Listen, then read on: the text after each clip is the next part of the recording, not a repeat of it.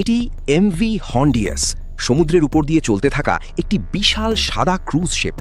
সম্প্রতি এর কিছু যাত্রী হঠাৎ করেই এক মারাত্মক এবং দ্রুত ছড়িয়ে পড়া রেসপিরেটরি ইলনেসে আক্রান্ত হন।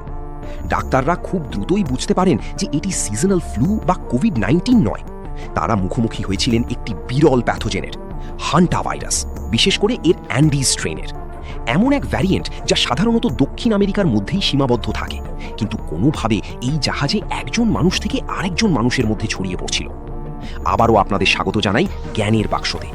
ইউএফও নিয়ে আমাদের আগের ভিডিও যদি আপনাকে আকাশের দিকে তাকাতে বাধ্য করে থাকে, তাহলে আজ আমরা তাকাবো নিচের দিকে। আমরা এমন এক প্রাণঘাতী হুমকির তদন্ত করতে যাচ্ছি যা হয়তো এই মুহূর্তে আমাদের নিজেদের বাড়ির ধুলোর আড়ালে লুকিয়ে আছে। এর ঐতিহাসিক ভয়াবহতা বুঝতে হলে এই ছবিটির দিকে তাকান। একটি ভিড় ভাট্টায় ভর্তি সামরিক হাসপাতালের ওয়ার্ডে খাটে শুয়ে আছে অসুস্থ সৈন্যরা। কোরিয়ান যুদ্ধের সময় হান্তান নদীর কাছে মোতায়েন থাকা হাজার হাজার সৈন্য আক্রান্ত হয়েছিল এক রহস্যময় হেমোরেজিক ফিভারে। অবশেষে সেই নদীর নাম থেকেই ভাইরাসটির নাম রাখা হয় হান্তা ভাইরাস। হান্তা ভাইরাস হলো এক ছদ্মবেশী প্যাথোজেন। এটি সাধারণ পরিবেশের মধ্যেই লুকিয়ে থাকে এবং কোনো ওয়ার্নিং ছাড়াই আঘাত হানে। এর বিরুদ্ধে আপনার নিজের জ্ঞানই আপনার একমাত্র সত্যিকারের অস্ত্র। এই ইলেকট্রন মাইক্রোগ্রাফে হান্তা ভাইরাসের ফিজিক্যাল স্ট্রাকচার দেখা যাচ্ছে।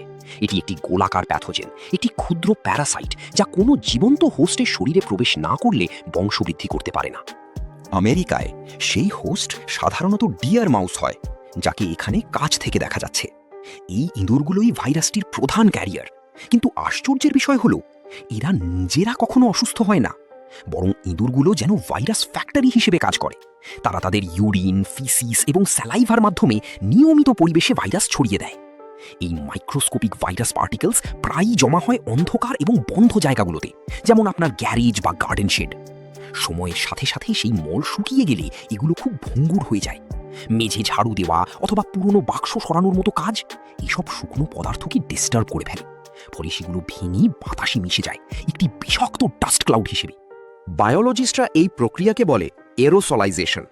যেই মুহূর্তে আপনি সেই কন্ট্যামিনেটেড ধুলা শ্বাসের সাথে গ্রহণ করেন, সেই ভাইরাস পার্টিকেলস সরাসরি আপনার রেসপিরেটরি সিস্টেমে প্রবেশ করে এবং আপনার সেন্সিটিভ টিস্যুজে পৌঁছে যায়। কারণ এরোসল তৈরি হতে খুব কম ফিজিক্যাল ফোর্স লাগে, তাই ধুলোময় বদ্ধ জায়গায় সাধারণ কাজ করাটাও বিশ্বজুড়ে ভ্রমণের চেয়েও বেশি ঝুঁকিপূর্ণ হতে পারে। দেহে প্রবেশ করার পর ভাইরাসটি দুটি আলাদা ধরনের আক্রমণের যে কোনো একটি শুরু করে। এটি পুরোপুরি নির্ভর করে আপনি ঠিক কোন স্ট্রেনে আক্রান্ত হয়েছেন তার উপর। আমেরিকায় রোগীরা সাধারণত আক্রান্ত হন হান্টা ভাইরাস পালমোনারি সিন্ড্রোম বা এইচপিএসে। এইচপিএস সরাসরি লাংসকে আক্রমণ করে। যখন ইমিউন সিস্টেম সংক্রমণের বিরুদ্ধে লড়াই করে, তখন ফুসফুস খুব দ্রুত ফ্লুইডে ভরে যেতে থাকে নিচ থেকে উপরের দিকে। ফলে এয়ার ফ্লো মারাত্মকভাবে বাধাগ্রস্ত হয় এবং শরীর অক্সিজেন থেকে বঞ্চিত হতে শুরু করে। অন্যদিকে ইউরোপ ও এশিয়ায় এই ভাইরাস আরেক ধরনের কন্ডিশন তৈরি করে, haemorrhagic fever with renal syndrome বা এইচএফআরএস। এইচএফআরএস লাংসকে এড়িয়ে সরাসরি কিডনি সিস্টেমকে আক্রমণ করে। এর ফলে দেখা দেয় severe kidney failure, low blood pressure এবং ইন্টারনাল ব্লিডিং, কারণ শরীরের টাইনি ব্লাড ভেসেলস ভেঙে যেতে শুরু করে। দুই ধরনের সিন্ড্রোমের শুরুর সিমটমসই খুব কনফিউজিং হয়। রোগীর হঠাৎ ফিভার আসে, গভীর এক্সস্টন এবং তীব্র মাসল পেইন শুরু হয়, কিন্তু সাধারণত সর্দি হয় না। এই ছোট্ট ডিটেইলটাই একে সাধারণ ফ্লু থেকে আলাদা করে। এরপর অনেক রোগী এক বিপজ্জনক ট্র্যাপে পড়েন।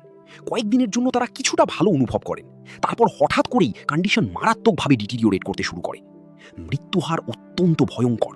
এইচপিএস আক্রান্ত রোগীদের প্রায় 50% পর্যন্ত বাঁচতে পারেন না, যা এটিকে সিজনাল ফ্লুয়ের চেয়েও অনেক বেশি মারাত্মক করে তোলে। কারণ ভাইরাসটি প্রথমে খুব নিখুঁতভাবে একটি হার্মলেস ইলনেসের মতো আচরণ করে, তারপর দ্রুত অর্গান ফেলিয়ারের দিকে নিয়ে যায়।